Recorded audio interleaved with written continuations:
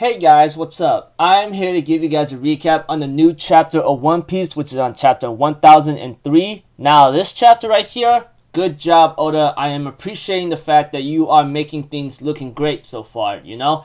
Now, call me crazy Mel Narcus for saying that, but I'm really happy that Oda is doing whatever his utmost best to make sure that this should not be very easy at all, you know? And you guys might be saying, okay, what are you even talking about, you know? So, if anything else, let's just get this started right here, right now. We have to it that Luffy continues his barrages of Gatling attacks against Kaido with this Gear 4 attacks, you know? He managed to actually do some nasty hits on Kaido and knocks him out of the sky down to the ground. Even Big Mom's like in shock wondering how the hell are you doing that, you know? But the sad thing is about Luffy is that he is literally out of hockey, you know?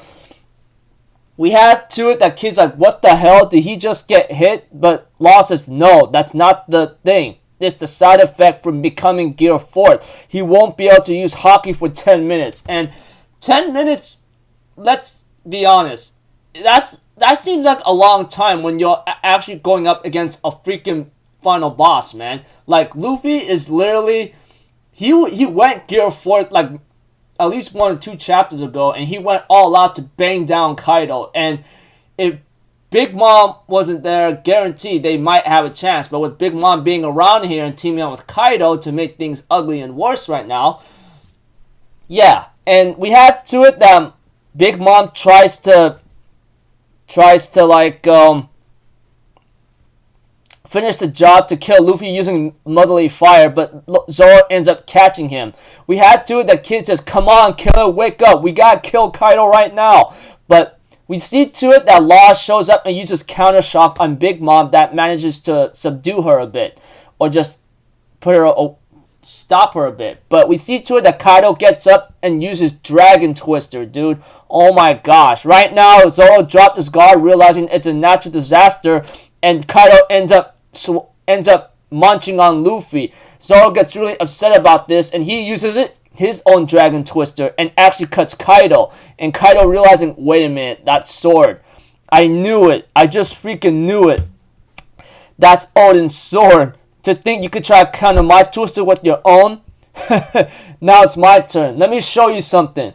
So, Kaido used Dragon Twister, right? Then Zoro uses Kala Sutra.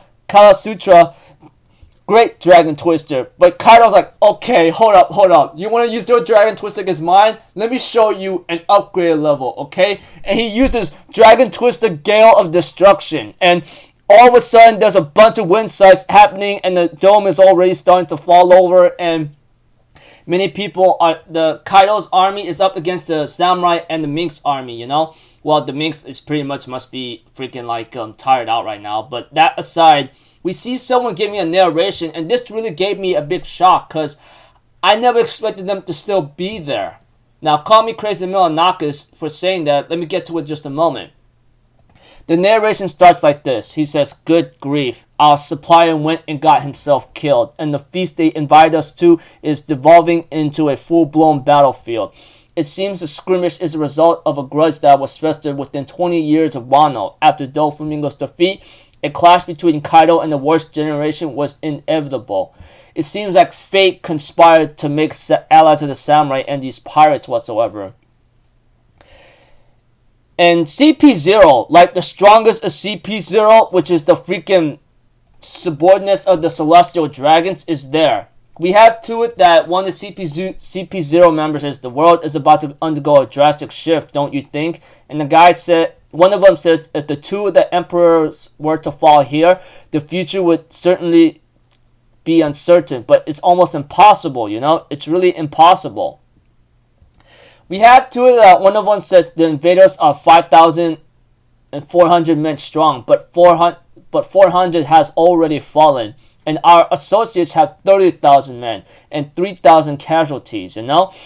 And one of them says, hey, the samurai are doing well considering the odds. And they said, yeah, if they tried the direct approach with the numbers, it would have been impossible to reach the opposing general. Launching a surprise raid was a brilliant move. That said, in this war, simply assassinating the enemy's leadership is unlikely to settle the conflict. An all-out war is unfolding across the whole island, and there's no way out. If they do nothing to counter the might of Kaido's executives, they'll stand to lose hundreds of troops at a time. And we get to know the numbers of Kaido and the Samurai Minks, you know?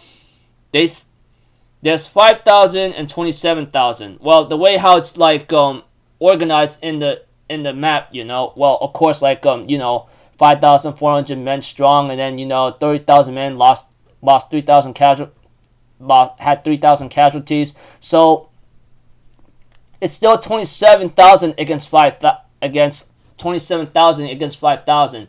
They lost 400 men, but that seems like that's a lot compared to the 3,000 they have in the 30,000 they lost. That doesn't seem much, but they seem to be doing well. But one of them says if they don't take care of the Kaido's executives, everything will turn the tide. Everything will be that it's like cornering a rat that's already stuck and can't escape, you know? And we see a scene where Frankie is fighting along with Sanji, trying to survive, and Usopp and Nami along with Tama are like being chased by other executives, while Jinbei is fighting as well, and so is Yamato.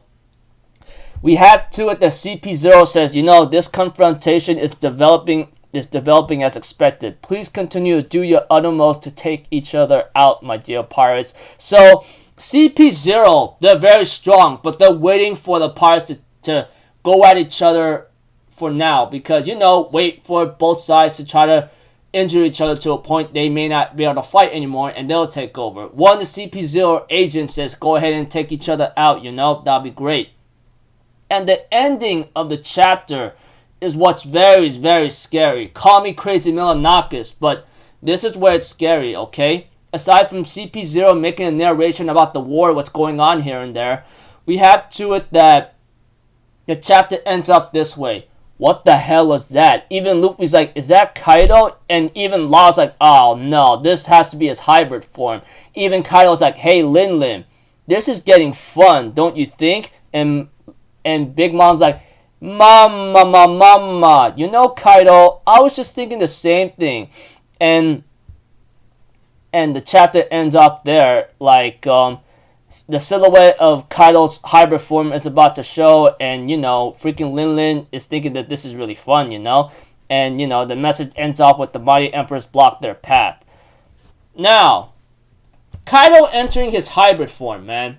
That just shows how scary the situation is. Like, he took some scars and some bruises and cuts from the Red 9 Samurai, but they didn't do jack at all. And Kaido, after doing enough damage or exhausting them, he went back to human form. He never entered Dragon Hybrid form, dude. That just shows that the moment he entered Dragon Hybrid form, or hybrid form of his Devil Fruit power, that just shows that he was holding back.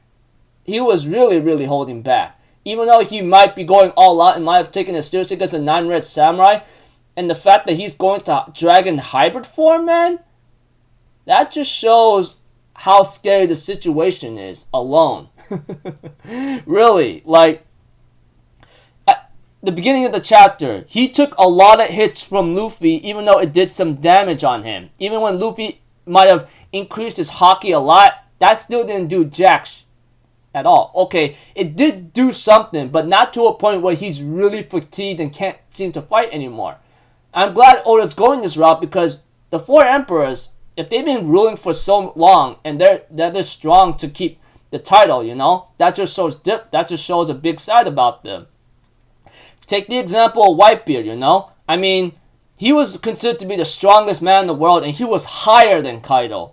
And Kaido's like second, is like behind Whitebeard, etc., That aside, like I said, Kaido took a lot of beatings from Luffy, but gets up, uses Dragon Twister. He overcame Zoro's Dragon Twister when Zoro uses Kala Sutra Great Dragon Twister, and he took a cut from Zoro, but that didn't stop him. He summoned his own Dragon Twister Gale of Destruction. I'm like, oh my gosh, man, this guy is non-stop. And Big Mom, it looks like to me she's not taking much damage at all, because it looks like to me she can take damage, but nothing's more threatening than Kaido for them for the time being. But that aside, the ending of the chapter, freaking Kaido entering his hybrid form of his own fruit, man. Like I said, it looks like Kaido, he must have really held back against the Red Knight Samurai, or he might have been like off guard from their attacks here and there, but that doesn't seem much to him, because they didn't do jack against him, like I said. And the fact that he's entering hybrid form against Luffy, Kid, Law, Zoro, and Killer, that just shows that he's really starting to show off more of his power. We don't really know what his full power is, but let's not forget that the Yonko are not meant to be taken down this easily. Let's not forget that Whitebeard from Marineford arc, he did a lot of damage, and only the Admirals were the only ones to actually give Whitebeard somewhat of a hard time. No, let's make it to Akainu and Kizaru and Aokiji, but Aokiji didn't do much damage against him. Only Akainu and Kizaru managed to actually face Whitebeard a bit, because, you know, Admirals are not to scoff at, you know. Even though they are the greatest powers here and there. So, looking forward to the next chapter. And there is no break next week, which is really great. But, as I said, and I'll keep saying this in all my recaps and all my One Piece chapter recaps, as always, Oda, take as many breaks as you have to, man. If you had to take a month or 2 or 3 or even half a year or more, man, I would rather have you take many breaks as possible than you being on a hospital bed on death's door, okay?